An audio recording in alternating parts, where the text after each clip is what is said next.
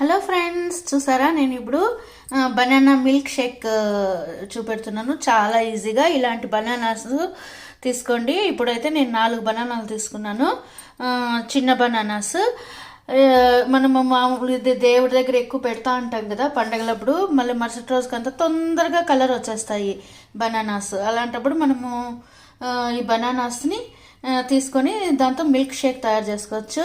ఇప్పుడు banana milk shake కావాల్సిన ingredients మనం ఆల్రెడీ చేయాలని ప్లాన్ వేసాం కాబట్టి ముందు రోజే నానబెట్టుకోండి. మనకు ఖర్జూరకాయలు ఒక 4 తీసుకున్నాను, బాదం వచ్చిందను ఒక 8 పీసెస్ తీసుకున్నాను. ముందు రోజు నానబెట్టేస్తే కన్నా బాగా మెత్తగా తయారవుతాయి. ఎండు ఖర్జూరం ఇది వచ్చిందని బాదంకి బాగా నానింటాయి కదా, పొట్టు తీసేసి పెట్టుకోండి.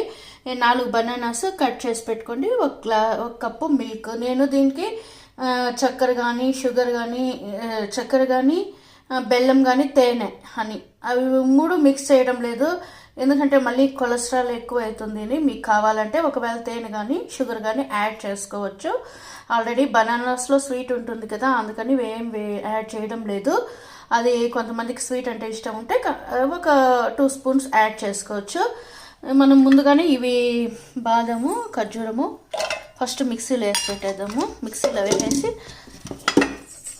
ఆ తర్వాత మనం అవి యాడ్ చేద్దాము.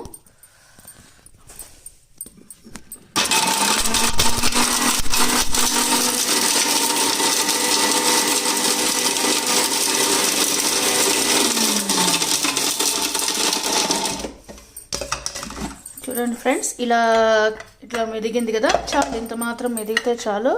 ఇప్పుడు బనానా వేసేసి మిల్క్ వేసేసేది, మిక్సీ పట్టేసేది, అంతే ఫ్రెండ్స్.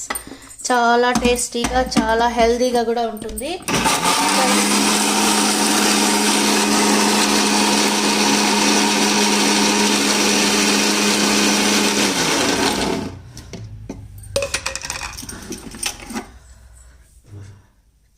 చూసారా ఫ్రెండ్స్, ఎంతో రుచిగా ఉండే బనానా మిల్క్ షేక్ రెడీ. ఇప్పుడు దీన్ని ఒక 5 మినిట్స్ మనము 5 మినిట్స్ వద్దు, ఒక 15 మినిట్స్ అలా ఫ్రిడ్జ్లో పెట్టుకుంటే, కొంతమందికి ఎక్కువ చల్లగా ఉంటే ఇష్టము, కొంతమందికి మీడియం చల్లగా ఉంటే ఇష్టము. కాబట్టి ½ అన్ అవర్ పెట్టుకుంటే బాగుంటుంది. ఈ సమ్మర్లో మనకి ఇంకా మిల్క్ షేక్ తిందాం అనిపిస్తుంది. కాబట్టి మీరు కూడా ఇంట్లోనే హ్యాపీగా చేసుకొని సలాడ్ తీసుకోవచ్చు, చల్లగా ఉంటుంది.